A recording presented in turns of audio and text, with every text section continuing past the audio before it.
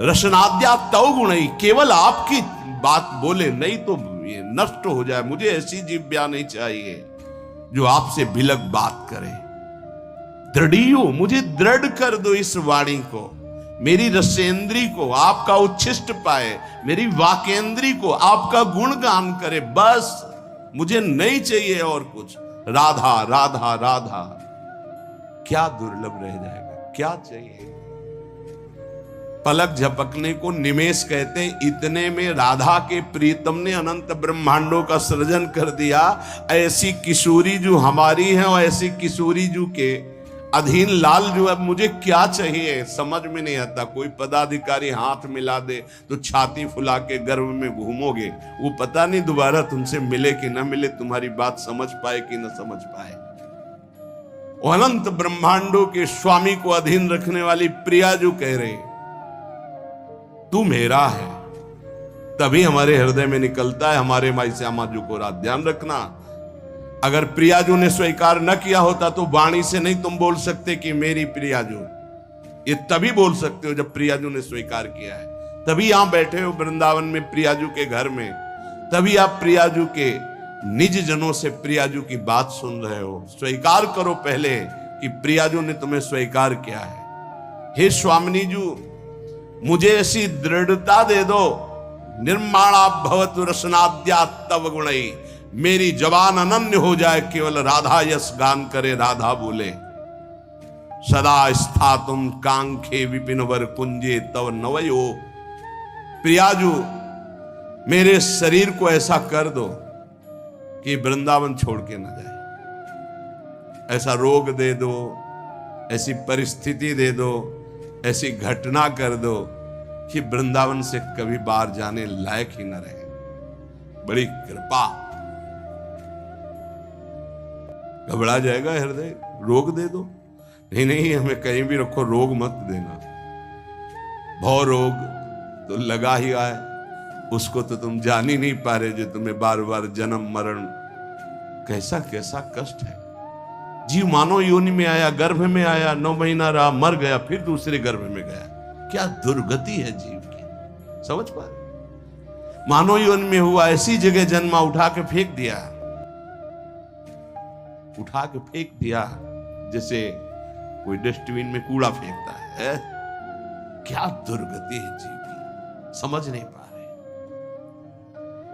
आज तुम विवेकवान हो, बुद्धिमान हो, स्वस्थ हो, प्राप्त कर लो प्रभु को, नहीं कल पछताना पड़ेगा। कुछ काम नहीं करेगा तुम्हारी बुद्धि। जो बहुत बुद्धिमान है ना, यही देख लेना, यही तुम्हारी दृष्टि नहीं है इसलिए तुम्हें दिखाई नहीं दे रहा, दूर से दिखाई दे रहा है। कल जैसे बोले थे आज फिर बोल रहे हैं, यदि प्रभु के चरणों का आश्रय नहीं लोगे, नाम जप नहीं करोगे, शास्त्र मर्यादा का उल्लंघन करोगे, कोई भी हो, कितनी भी ऊंचाई, कितने भी बड़े पद में, कहीं भी तुम्हारा जितना भी वैभव है, तुम्हें संतोष नहीं प्रदान कर सकता। तुम्हारी चेतना तुम्हें जलाएगी, देख लेना। चिंता, शोक, भय, डिप्रेशन, दुख, इससे मुक्त नहीं हो सकते।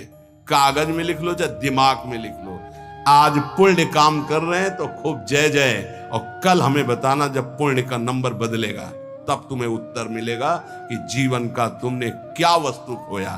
जहां से बनना था वहीं नास्तिकता ले आए, अब क्या तुम्हारे अंदर रह गया है। बहुत शायद सत्संग में याद हो, एक बार सुनाया था, ये बहुत प्रिय संत के द्वारा बताई हुई बात थी कि एक बहुत बड़े डॉक्टर थे जो विदेश से, अमेरिका आदि से डॉक्टरी से, बिल्कुल नास्तिक स्वभाव। जब कभी किसी संत की बात आती तो सीधे निंदा और गालियों से बात करते थे, अरब खरब रुपए साहब, और इतने बड़े सर्जन के डॉक्टर उनका सम्मान करते थे।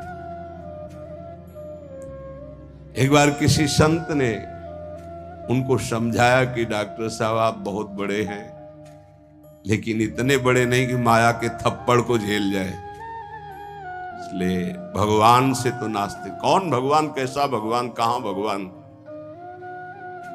तो उनका एक बार जीवन में मैं स्वयं मिलूंगा आपसे आकर। संतों का स्वभाव होता है बहुत जिद्दी। एक बार मैं आपके दर्शन करूंगा आके और आपसे यही प्रश्न करूंगा। आज मैं नोट कर लेता हूं आपका प्रश्न और उत्तर मैं उस समय दूंगा आकर के। फिर कुछ वर्ष बाद हमको वृंदावन में मिले थे, शिहोम आश्रम के सामने परिक्रमा मार्ग में बैठे हुए थे, बड़े उच्च कोटि के महात्मा, बड़े छद्म भेषधारी, कोई जान न पावे। तब उन्होंने बताया उनका कुछ समय बाद एक्सीडेंट हुआ, मेरुदंड 6 जगह से टूट गई, मेरुदंड। अब हालत जानते हो मेरुदंड टूटने वाले की क्या होती है? जिंदा मरा हुआ आदमी, मरा हुआ तो ठीक है, लेकिन जिंदा मरा हुआ आदमी, जब उनको ये पता चले, वो गए अस्पताल में, डॉक्टर साहब पहचाना, रो पड़े, धीरे से बोले बचा लो।